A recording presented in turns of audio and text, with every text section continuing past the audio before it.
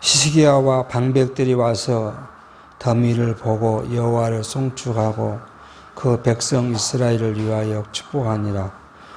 히스기야가 그 더미에 대하여 제사장들과 레위 사람들에게 물으니 사독의 족속 대제사장 아샤라가 대답하여 가로되 백성이 예물을 여호와의 전에 드리기 시작함으로부터 우리가 좋게 먹었으나 남은 것이 많으니 이는 여호와께서 그 백성에게 복을 주셨습니다.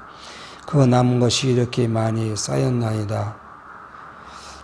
우리는 지난 시간에 히스기야가 유월절을 지키면서 그 백성들이 즐거워함으로 일주일을 더 지키고, 그리고 이제 히스기야가 11조의 예물을 드렸고 방백들이 11조의 예물을 드렸다 하는 것을 살폈습니다.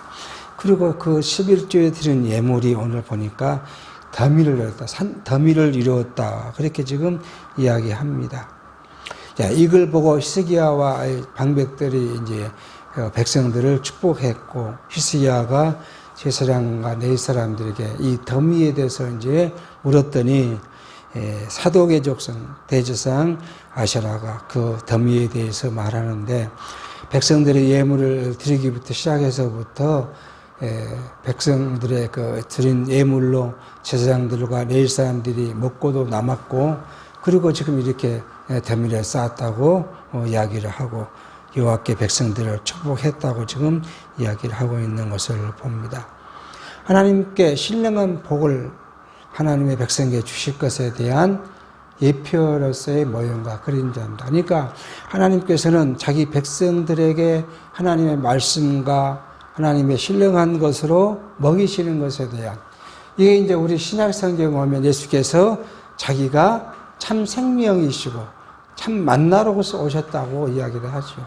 그러니까 이미 구약에서 광야에서 40년간 만나를 먹고 살았던 이스라엘 백성들은 그 만나가 생명의 말씀이신 그리스도에 대한 예표로서의 모형이라는 사실을 우리가 이미 알고 있습니다.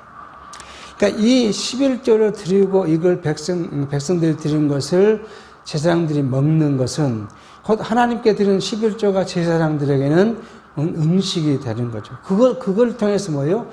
제사 제도가 존속이 되는 것이고, 제사 제도가 존속된다는 것은 성전 제사가 하나님과 화목해 하는 그러한 일들이 계속 이어져 내린다는 사실입니다. 이 또한 뭐예요? 그리스도께서 우리를 위하여 제물이 되시고 또 우리를 위하여 화목제물로서 드려지는 일들에 대한 모형인과 예표로서의 모형과 그림자인 것을 우리가 이제 알게 합니다.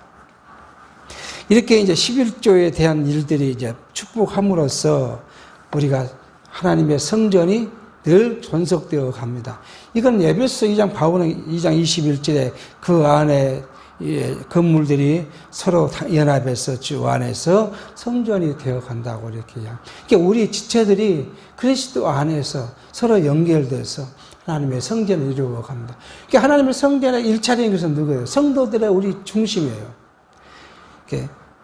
그 바울은 우리 심령이 하나님이 계시는 성전이라고 이렇게 이야기를 해요. 그러니까 우리 성전이 그다음에요, 더 큰 성전으로 이루어져 가고, 그것이 바로 오늘날 현대로 말하는 예수께서 우리에게 약속하신 교회로서 성장해 가는 모습을 이야기하기도 합니다. 그러니까 우리의 생명을 보존해 주시는 방법, 우리의 영적 생명을 보존해 주시는 방법은 뭐예요? 곧 그리스도 안에서 성전이 되어가는, 그래서 그 안에 하나님께 제사하신 그리스도로 인하여 우리 영적 생명이 보존되어 가는 사실을 이 말씀을 통해서 알게 합니다. 11절, 그때 히스기야가 명하여 여호와의 전 안에 방을 예비하라 한 거로 드디어 예비하고 성심으로 그 예물과 11조와 구별한 물건을 갖다 두고 레위 사람 고난한 그 일을 주관하고 그 아버지 시므이는 버금이 되며 여힐과 아사시아야와 나핫과 아사헬과 여리묵과 요사박과 엘리엘과 이스마가와 마헷과 분야야는 고나야와 그 아우 시므이의 수하에서 보살피는 자가 되니 이는 히스기야 왕과 하나님의 전을 관리하는 아사랴의 명한 바며. 그러니까 이제 이 하나님의 전에 드려지는 제물들, 예물들을 이제 보관해야 되죠. 솔로몬의 성전은 다락이 쭉 있게 돼 있는데 그 다락의 방들이 뭘로 세워지냐 그러면 제사장과 레인들이 그 숙직을 하는 레인과 제사장들이 쉬는 곳도 있고 그 다음에 어떤 곳은 하나님께 드려지는 것들을 보관하는 장소이 되기도 합니다. 이것을 다시 청소하고 예비하라 했더니 예비하는 거로 거기에 이제 예물과 11조를 구별하여 갖다 뒀다. 근데 그 일을 맡은 자가 누구냐면 네이 사람 고나나가 이제 주관자고 그 동생 시므이가 이제 그 다음 주관자로서 있고 그 밑에 수하들이 되어 있는 것을 지금 이야기를 하고 있습니다. 네이 사람들에게 뭐예요? 각각 그 임무를 이제 부여한 거예요. 다윗이 이스라엘 백성들에게 네이 사람과 제사장들을 몇 개요? 24반차로 나누었어요. 네인과 24반차로 나누어서 두 반차가 성전에 들어옵니다. 그 나머지 22반차는 자기 집에서 쉬게 하고요. 근데 그 두 반차 중에서 주관하는 반차가 있어요. 그리고 나머지는 뭐예요? 한 반차는 대기조예요. 대기조는 밖에서 성전 밖에 있다가 만약 이 반차, 수행하는 반차에 제사장과 레인이 병거가 있으면 바로 들어와서 제사하는 일을 하도록 그렇게 이제 다윗이 24반차를 제사장, 레인 모두를 다 나누었던. 근데 그게 유명무실하게 있다가 히스기야가 다시 그것을 부활시키고 있는 일을 지금 이렇게 표현하고 있습니다. 그 이제 신복들은 성경 이야기한 대로 예일과 아사야와 쭉 하면서 그들이 그 일을 하고 있다고 지금 이야기합니다.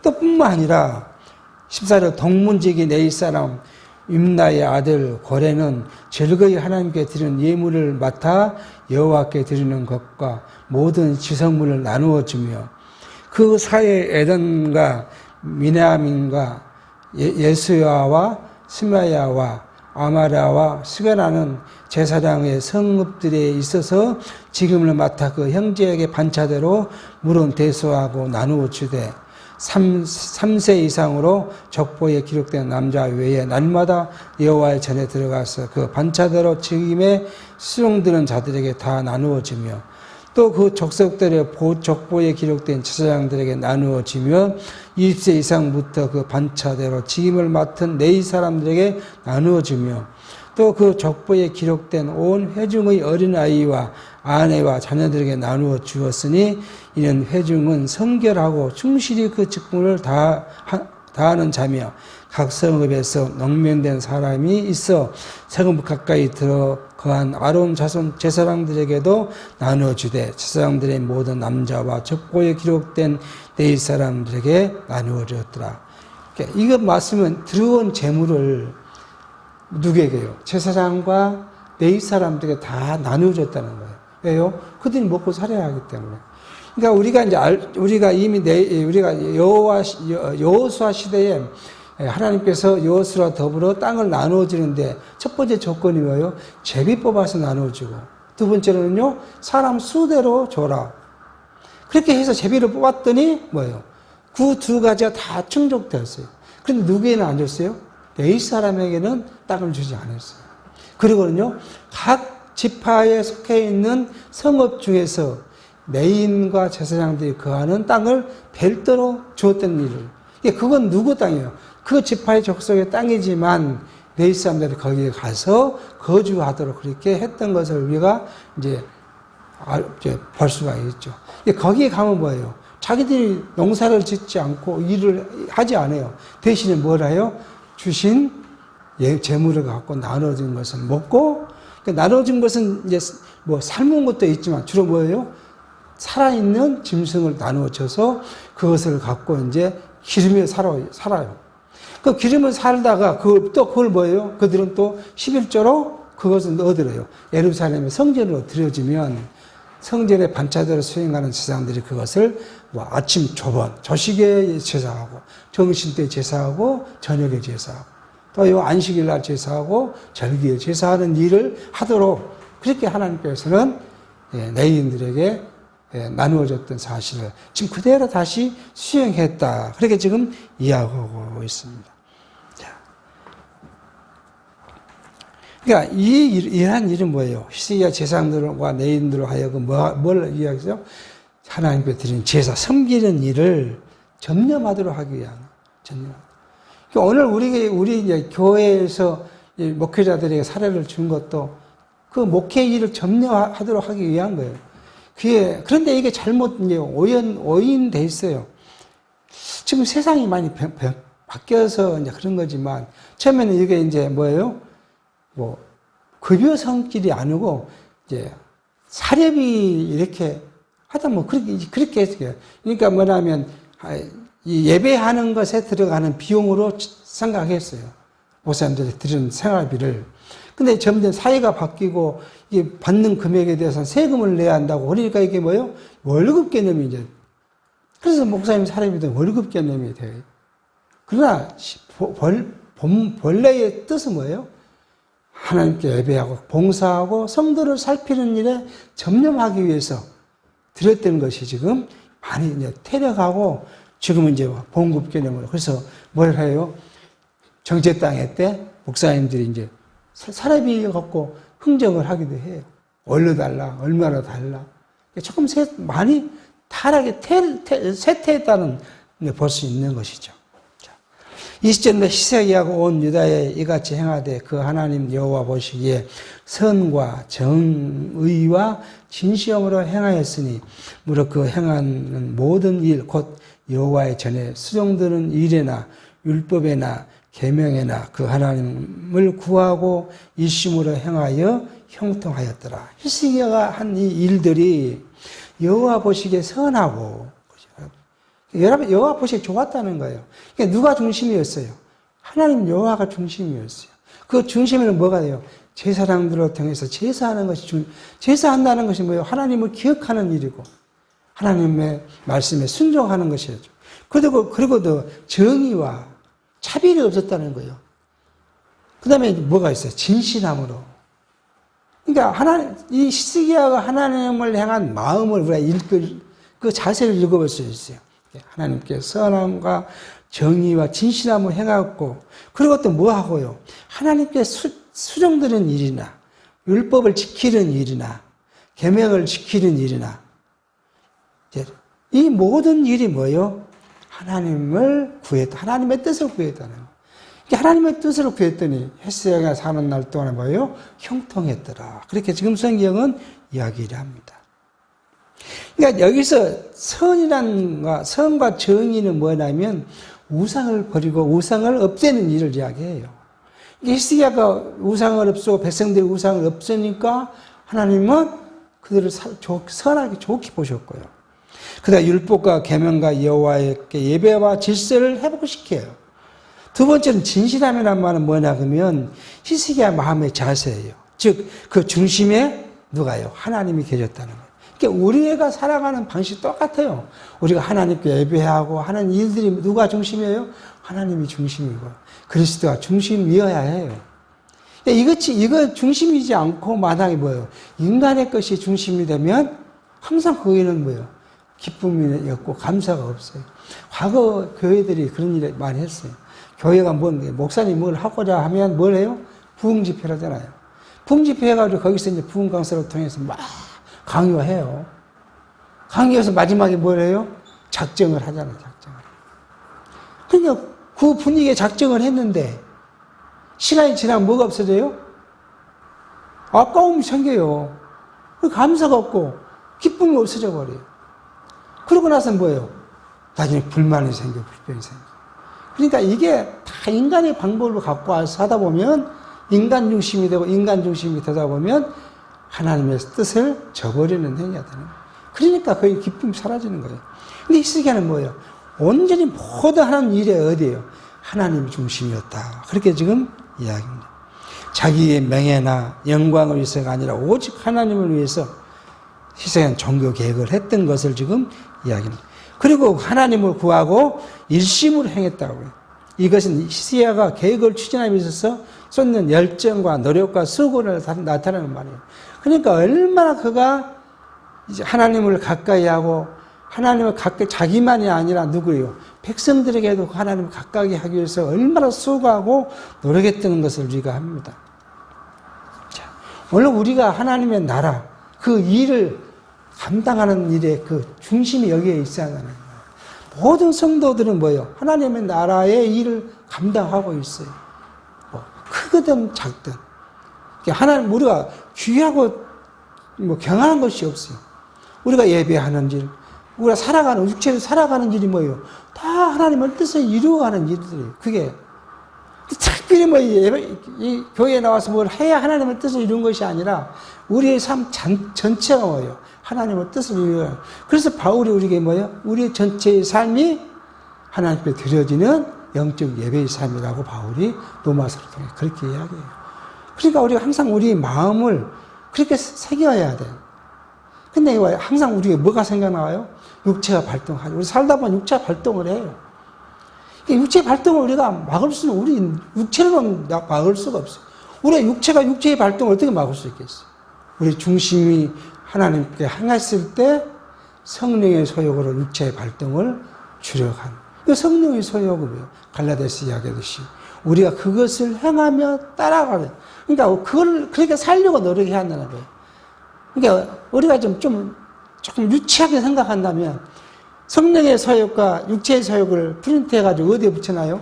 여기도 붙이고, 집안 저기도 붙이고, 뭐 사무실은 사무실도 붙이고, 그렇게 해서 항상 보면서 뭐 해도 내가 육체가 발동하면, 내가 육체의 소욕에 빠지고 있구나. 이걸 주의해야지. 그런 노력이 필요하다. 바울이 한 말이에요. 그 육체의 소욕을 따라 행하며 살아가는 것. 이것이 영적 예배의 삶입니다. 그러니까 하나님 영적 예배의 삶이라는 건 하나님의 뜻을 이루어가는, 성도가 하나님의 뜻을 이루어가는 것이 바로 예배의 삶이기 때문에 그렇게 지금 성경은 이야기를 하고 합니다. 자, 하나님의 도우심을 구하는 것과 그 도우심을 따라 행하는 성도의 신앙 자세가 바로 하나님을 전심으로 일심으로 구하는 것이라는 것을 우리가 생각해 보게 합니다. 이렇게 되니까 하나님 그 결과가 있을 거 아니에요. 히스기야가 형통했어요. 그러니까 형통을 지금의 결과는 히스기야 있는 날 동안에 나라가 번영한 이야기를 32장에 이제 합니다. 한번 보겠습니다. 이 모든 충성된 일 후에 아수르 왕 사네립이 유다에 들어와서 견고한 성읍들을 향하여 진을 치고 쳐서 채워가지고 한지라. 히스기야가 사네립이 예루살렘에 치러 온 것을 보고 그 방백들과 용사들로 더불어 연은하고 성 밖에 모든 물군을 막고자 하매 저희가 돋더라. 자, 하나님의 섭리는 여기에 또 우리 인간의 방법과 달라요. 히스기야를 번영시키는데 그냥 모든 나라가 유다를 침공하지 않으면 좋았을 것인데 바로 아수르 왕이 지금 쳐들어왔다는 거 아니겠어요? 이 아수르는 어디에 있어요, 지금요? 아수르가 BC 722년에 북이스라엘을 망하게 멸망시켰으니까 이 아수르 왕이 북이스라엘 사마리아에 와 진치고 있었어요. 진치고 있으니까 남유다를 이제 침공을 해 보는 거죠. 자, 그랬더니 히스기야가 생각하는 건 뭐냐 하면 그 방백들과 용사들과 함께 의논한 것이 뭐냐 하면 쳐들어오면 그인들이 뭐가 없어야 돼요? 먹을 것이 없어야 되잖아요. 그게 가장 중요한 거예요. 물이 없으면 어떻게 할 수가 없잖아요. 이게 물 근원을 막았고자. 기원 시내가 흰놈의 골짜기 사이에 있는데 거기서 이제 예를 들어 성경 다른 역사학자는 거기 기원샘 물을 막아버렸다는 거예요. 그리고 밑으로 흘러서 예루살렘에 지금 예루살렘에 가면은 그 샘물이 오는 물수로가 있어요. 지하의 물수로가. 그것을 그때 히스기야 때 팠다는 거예요. 이게 그 아수르 군대는 물을 먹지 못하게 하고 이스라엘 남유다 예루살렘 성들은 그 물을 먹을 수 있도록 아주 정밀하게 그 고도가 지금 과학자들이 보면 그 고도가 아주 완만한데 위에서 밑에까지 흘러내리도록 그 고도를 만들었다는 거예요. 지금도 거기 이제 예루살렘 성지 순례를 가면 그 수로를 걸어가는 그 코스가 있다는 거예요. 그러니까 그렇게 해서 이제 했더니 백성들 도와서 했다. 그렇게 지금 이야기를 합니다. 4절 이에 백성이 많이 모여 모든 물 근원과 땅으로 흘러가는 시내를 막고 이르되 어찌 아스루 왕들로 와서 많은 물을 얻게 하려 하고 히스기야가 세력을 내어 타락한 성을 중수하되 망대까지 높이 쌓고 또 외성을 쌓고 다윗성의 밀로를 견고케 하고 병기와 방패를 많이 만들고 전쟁 준비를 한 것이죠. 자, 그러니까 시내를 막고 세력을 냈다. 이 말은 뭐예요? 용기를 냈다는 거예요. 힘으로 용기를 내서 이 용기는 뭐예요? 적군 아수르와 싸울 수 있는 용기를 이제 힘을 낸 거죠. 그걸 내서 타락한 성을 쌓고 망대를 높이 쌓고 외성을 쌓고 다윗성의 밀로를 견고케 쌓고 병기와 방패를 많이 만들었다. 그렇게 지금 이야기합니다. 자, 여기에 밀로는 성경 강론집에 예루살렘 근처 요새라고 이야기하는데 역사학자들은 그렇게 이야기하지 않습니다. 다윗성을 보면은 북쪽이 취약해요. 밀로는 황토를 이렇게 부어서 쌓는 토성을 이야기해요. 밀로랑. 다윗성의 밀로는 북쪽에 아주 취약한 곳에 황토를 쌓아서 만든 벽을 이야기를 한다고 고고학자들은 이야기를 합니다. 거기 타락한 거기를 뭐예요? 저기 내려오면 막을 수 있도록 거기다 더 쌓다 보완을 했다는 것이고요. 그렇게 해서 싸움 준비를 하고 있는 것을 이야기를 합니다. 6절 군대 장관들을 세워 백성을 거느리게 하고 성문 광장 자기에게로 무리를 모으고 말로 이루하여 가로되 너희는 마음을 강하게 하며 담대히 하고 아수르 왕과 그 쫓는 온 무리로 인하여 두려워 말며 놀라지 말라. 우리가 하나님께 함께하는 자가 저와 함께하는 자보다 크니 저와 함께하는 자는 육신의 팔이요 우리와 함께하는 자는 우리 하나님 여호와시라. 반드시 우리를 도우시고 우리를 대신하여 싸우시라 하매 백성이 유다 왕 히스기야의 말로 인하여 안심하더라. 자, 히스기야가 자기가 하나님을 향한 믿음을 여기 이제 발동하는 것이죠. 백성들을 다 성에 앞에 모여놓고, 자, 우리가 저 아수르가 많은 군대를 와서 우리가 싸우려 하지만은 거기에 인해서 뭐예요? 두려워하지 마라. 왜 두려워하지 마라 하냐? 자, 아수르와 함께하는 아수르의 신, 우상이죠. 이방신이죠. 신은 사람의 팔과 같고, 우리 백성과 함께 하시는 분은 하나님이시다.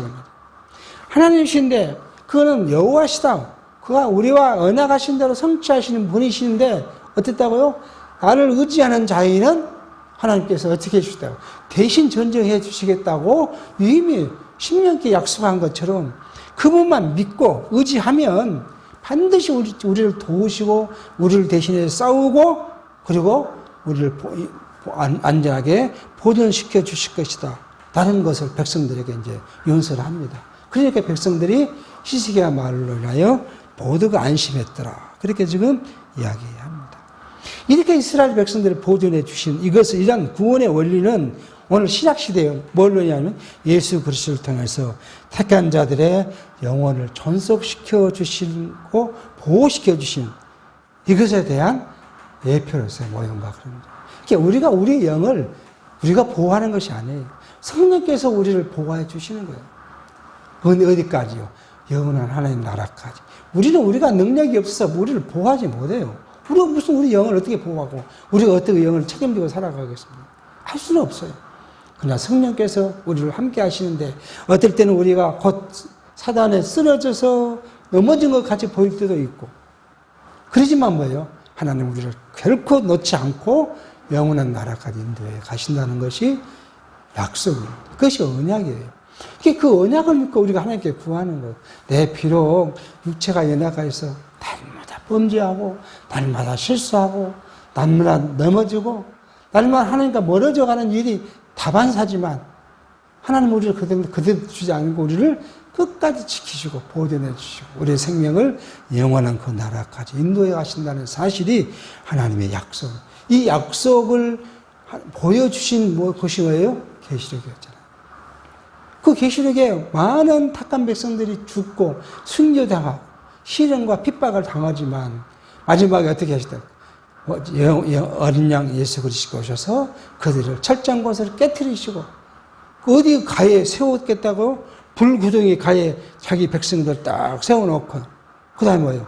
그 우리의 원수들을 그리 집어넣고 영원한 형벌을 받는 것을 자기 택한 백성들을 바라보기에 그러니까 뭐예요? 그 백성들이 찬송이 나왔다고요. 생각해 보십시오. 우리를 괴롭힌 자를 누가 우리보다 힘 강한 자가 와서 징계를 한다고 생각해 보세요. 예를 들어서 이거예요. 우리가 어렸을 때 내가 큰 사람에게 얻어맞고 있는데 우리 형이 우리 아버지가 와서 그 애를 잡아서 꾸지리고 무릎을 꿇히고 그 애가 나한테 사과하고 빌게 만들면 얼마나 그 희열이 있겠습니까? 이게 동일한 거예요.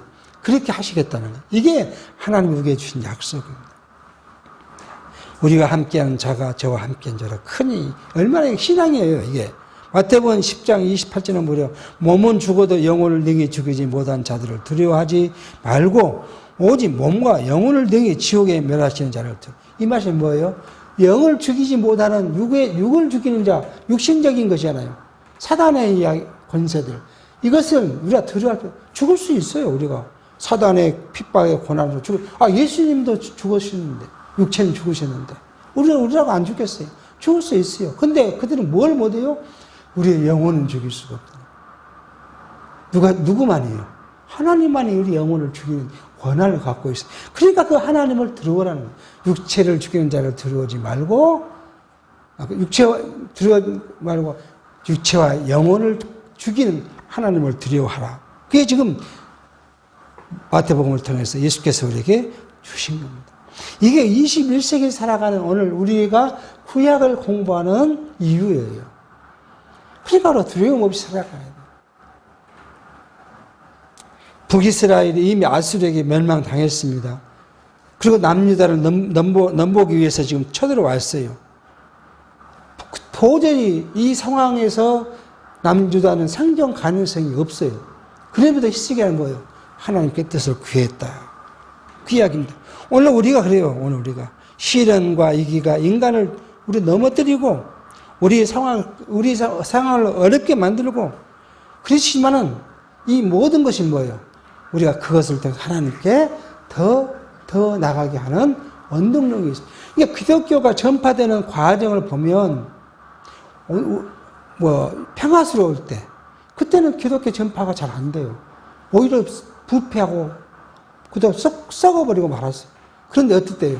핍박이 왕성할 때 그때 오늘 우리는 살아 움직이고 전파되고 또 신앙이 성장돼 갔던 사실이 역사 속에서도 있었던 거예요. 그러니까 우리에게 시련이 오지 않으면 하나님을 향한 우리 마음이 온전해지지는 못해요. 시련이 오니까 우리가 하나님께 물론 우리가 그 시련을 구한다고 다 그 시련이 극복되지는 않을지라도 그걸 통해서 하나님의 뜻을 알게 되고 이것이 누구로부터 왔다고요? 하나님으로부터 우리가 교육의 방법인지 내 욕심에 의해서 받는 시련인지를 구분하게 되고 내 욕심으로부터 온 것이면 내가 욕심을 버리는 것이고 하나님으로부터 온 시련은 그걸 통해서 누구의 고난이에요? 그리스도의 고난에 동참하기에 기쁨이 생기는 것이고 감사가 생기는 것이고 그러니까 뭐예요? 점점 그것이 나로부터 멀어져 갈 수 있는 원동력이 되어진 사실을 지금 우리가 합니다. 이러한 위기를 극복한 하나님의 능력을 남쪽 유다 백성들이 경험하게 하는 거예요. 히스기야가 경험하게 하는 거예요, 이게. 자, 그렇게 해서 뭐예요? 더욱 그 백성들을 하나님께 나아가도록 하는 거예요. 우리의 대적, 사단은요, 굉장히 강합니다. 여러분, 우리의 대적 사단이 우리가 능히 이길 수 있겠습니까? 아니에요. 못 이깁니다. 자, 뭘로 오면요? 우리가 가장 쉬운 거, 제 물질로 왔다고 보십시다. 우리가 어떤 사업을 하는데 사업을 망했어요. 완전히 망했어요. 그랬을 때 사단이 물질로 우리를 유혹하면요. 극복하기 어렵습니다. 또요. 우리 병마로 우리에게 왔어요. 병마로. 한동안 많이 했잖아요. 붕집회 가면 막 안수기도 한다고 병 낫게 한다고 많이 했었어요. 병마로 왔어요. 근데 여기 나오면 무엇으로 그 병이 고쳐진다. 그럼 우리가 어떻게 했어요?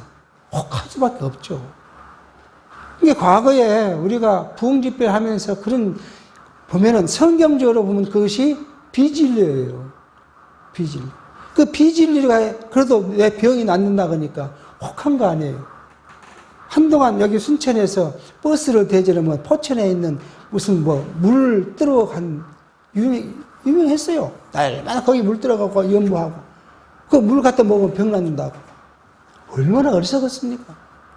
그렇게 유혹하면 우리가 그걸 배제한다면 쉽지 않습니다. 이게 우리 사단은 이렇게 강해요.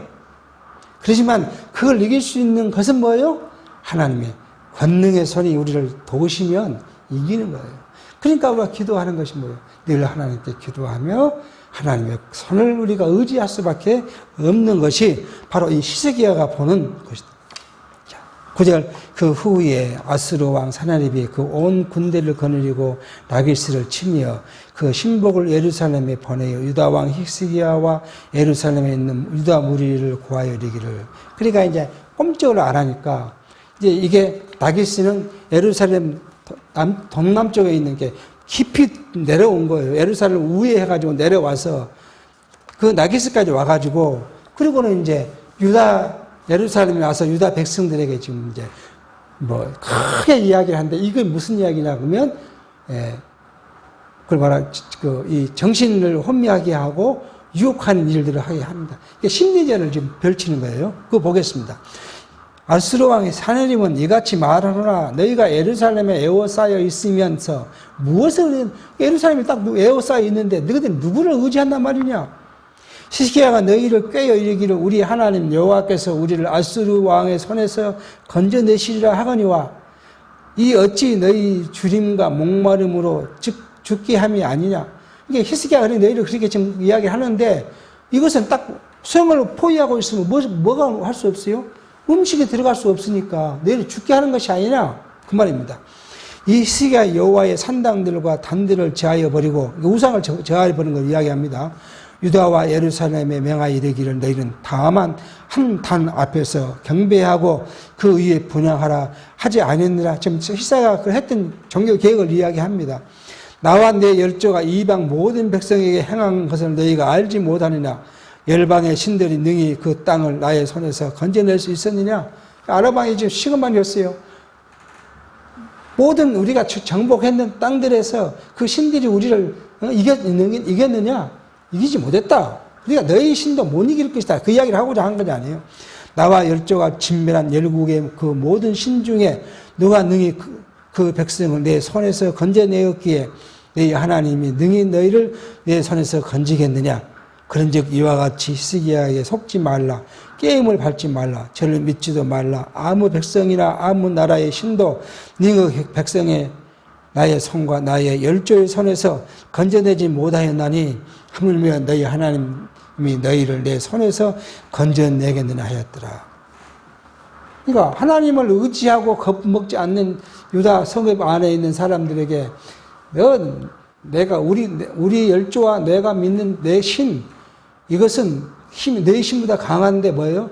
지금 내 주변의 모든 성읍을 내가 정복했을 때 어떤 신이 우리를 손에서 그 자기 백성을 건져낸 거 봤느냐.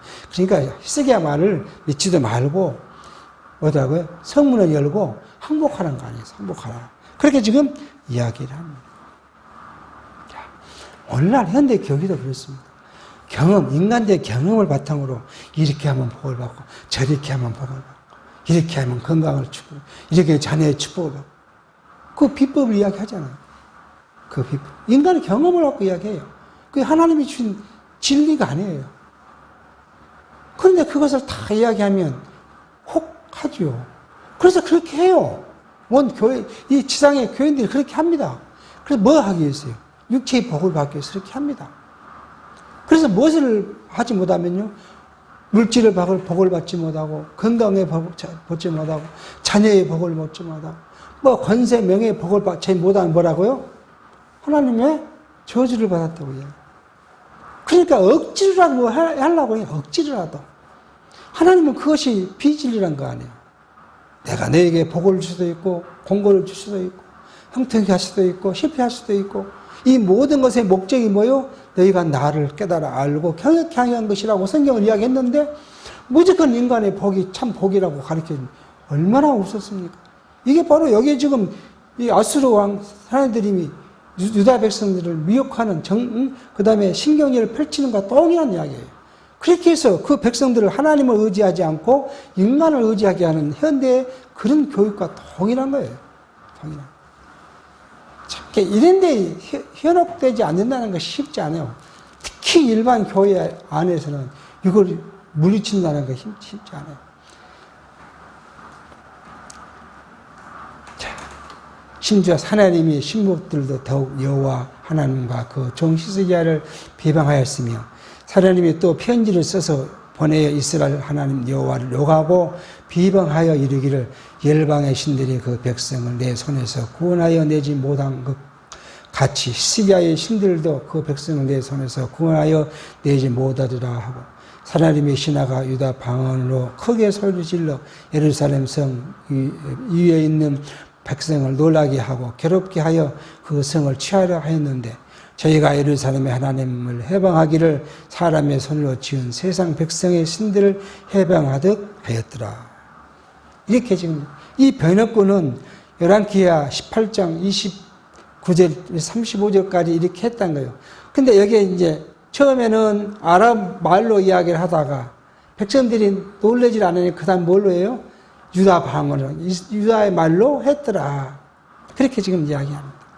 하나님은 이제 이 뒤에 어떻게 해요? 이 사내립이 누구에게 살해를 당하나 하면 자기 자식들에게 살해한다.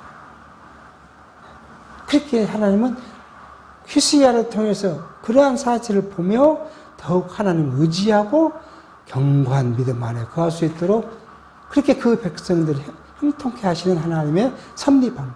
그러니까 하나님의 섭리 방법이 뭐예요? 어려움을 통해서 하나님이 자기 백성을 보호하고 계신다는 사실을 깨닫게 합니다. 이게 하나님의 방식이에요. 그러니까 오늘 여러분과 저를 항상 하나님은 그 쳇바퀴를 돌려요. 하루 중에서도 어느 시간에 기쁨을 줬다가 또 사단의 유혹에 세상 그 금신 때문에 슬퍼했다가 다시 또 기쁨을 줬다가 이것을 계속 사이클로 돌립니다. 그러면서 우리가 누구예요? 하나님을 더 의지하게 하고.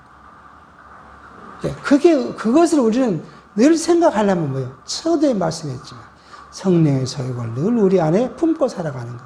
이게 하나님을 위한 하나님의 섭리 방식이라는 것을 생각해 보게 합니다.